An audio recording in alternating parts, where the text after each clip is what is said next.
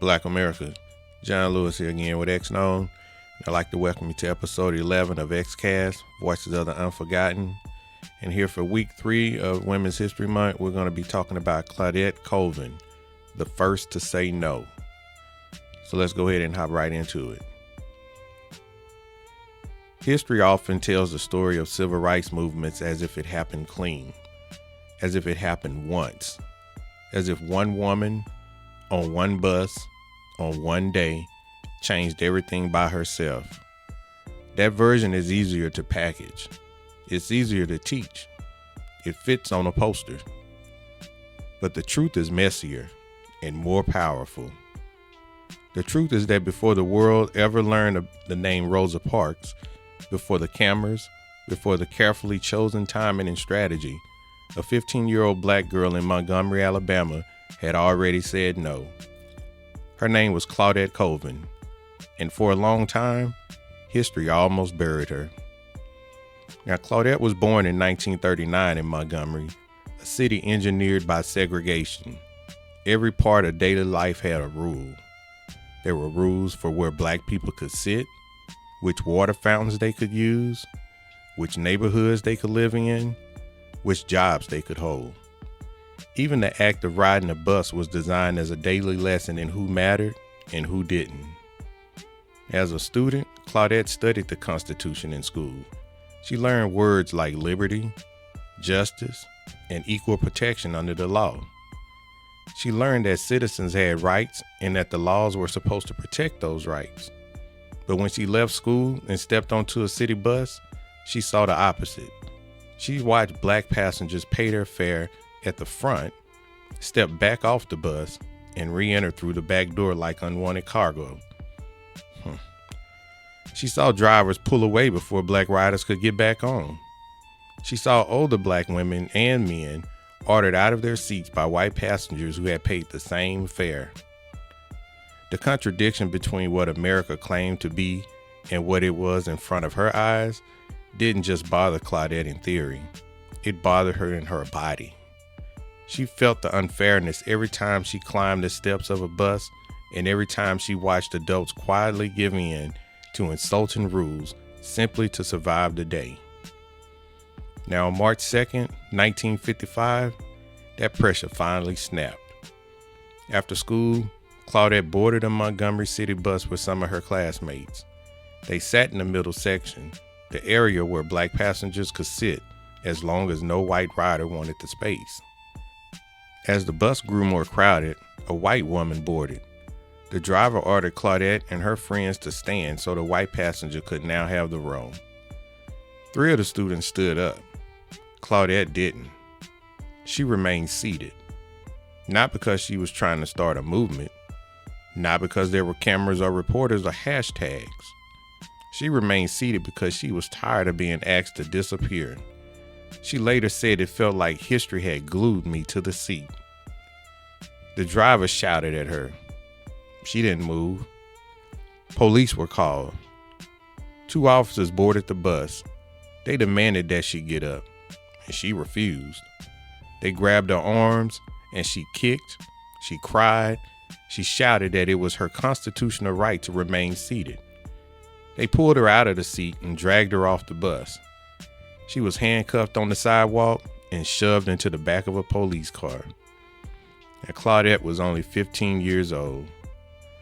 At the station, she was fingerprinted like a criminal. She was charged with violating segregation laws, disturbing the peace, and assaulting a police officer. The assault was her resisting being yanked from a seat that she paid for. She was then thrown into a Montgomery jail cell alone. The officers mocked her, threatened her, and told her no one important would be coming to help her.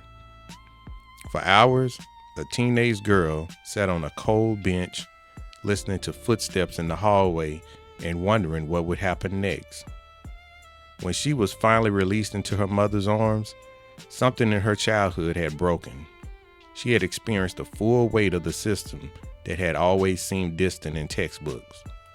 Now it was on her wrist in the form of handcuffs. The punishment didn't end at the jailhouse door. Back in her neighborhood, Claudette and her family felt the eyes of the city on them. White men watched the house. Phone calls went silent when they answered. Jobs and opportunities grew harder to reach. Teachers knew what happened. Church members knew. The entire community understood that the city could retaliate at any time against a poor black family whose daughter had dared to challenge the rules. And yet, even under that pressure, Claudette didn't recant. She didn't apologize. She knew what she had done was right, even if the law said it was wrong. Civil rights organizers in Montgomery immediately recognized that her arrest could be important. Some wanted to build a full bus boycott around her case. They knew that someone refusing to give up a seat could become a powerful symbol. But then they began to judge whether the country would accept Claudette as that symbol. She was 15. She was dark-skinned. She came from a poor family. She was more outspoken and emotional than a calm, composed image they imagined for their face of resistance. Later, she became pregnant while still unmarried, and in the eyes of many black and white leaders at the time, that made her too complicated to present as the public icon of a righteous cause. The movement made a strategic and painful choice. They wouldn't build a boycott around Claudette Colvin. Yet, 9 months later, on December 1st, 1955, another black woman boarded a Montgomery bus and refused to give up her seat to a white passenger. Her name was Rosa Parks. She was older, respected, known as quiet and disciplined, and deeply involved in the NAACP. When she was arrested, the community was ready. Flyers were printed, ministers organized carpools. The Montgomery bus boycott began. The world would come to know her name. Rosa Parks became a symbol. But the legal engine that ultimately destroyed the bus segregation didn't rest on Rosa's arrest alone. It rested on a federal lawsuit called Broder versus Gale, filed in 1956 to challenge constitutionality of segregated seating on buses. One of the 4 black women who agreed to be plaintiffs in that case was Claudette Colvin. This meant that the same teenager who had been told she was too young, too poor, and too risky to be the public face of the boycott was now being asked to stand at the legal center of the fight. Agreeing to be a plaintiff was dangerous. It meant her name would be printed in court documents. It meant more attention from authorities. It meant more risk of losing what little security her family had. But Claudette said yes. In federal court, under oath, she described exactly what had happened on that bus. She spoke clearly about paying her fare, sitting in a legal seat, and being ordered to surrender it only because of her race. She explained why she refused. Her testimony, along with that of other plaintiffs, helped convince the court that bus segregation violated the Constitution. In November 1956, the Supreme Court let stand the lower court's decision that bus segregation was unconstitutional. That legal ruling, not just the boycott itself, is what officially ended segregated seating on public buses in Montgomery. Claudette Colvin's courage was written into that victory. But there were no parades for her. There were no national awards. She did not become a household name. Instead, she faced continuing trouble finding work. Eventually, she left Alabama for New York, where she worked for decades as a nurse's aide, caring for the elderly, mostly unknown to the people around her. The cost of being first is that sometimes the world steps over you to tell a simpler story. Claudette Colvin's life exposes a hard truth about how movements work. Social movements don't rise on courage alone. They also depend on strategy, image, and calculation. Leaders decide who would be most acceptable to a broad public. They decide whose story will be told and whose story will quietly set aside. Claudette teaches us that young black people often move first, long before the cameras are ready. She shows us that poor black girls can shake systems, even if they are not framed as heroes.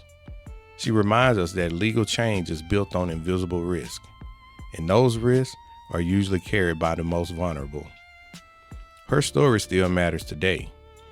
In a time when young people are again punished for speaking out, in a time when student activists are labeled troublemakers and protesters are treated as criminals, Claudette's refusal at 15 years old is a mirror. She believed the words in the Constitution enough to act on them, even when the country told her they did not apply to her. Every challenge to police abuse, every protest against unfair laws, every teenager who refuses to accept that's just how it is carries a piece of what Claudette started when she would not move from that bus seat. The long shadow of that movement stretches across generations. We live in a world that still debates who gets to be a symbol and who is allowed to be forgotten. Claudette Colvin reminds us that honoring the movement means honoring the people whose names didn't get turned into holidays, whose faces were not turned into murals, but whose decisions made those holidays and murals possible. So this Women's History Month, we remember that courage doesn't always wait for permission or recognition. At just 15 years old, Claudette Colvin refused to surrender her seat, and in doing so, she helped ignite the legal fight that would dismantle segregation on Montgomery's buses.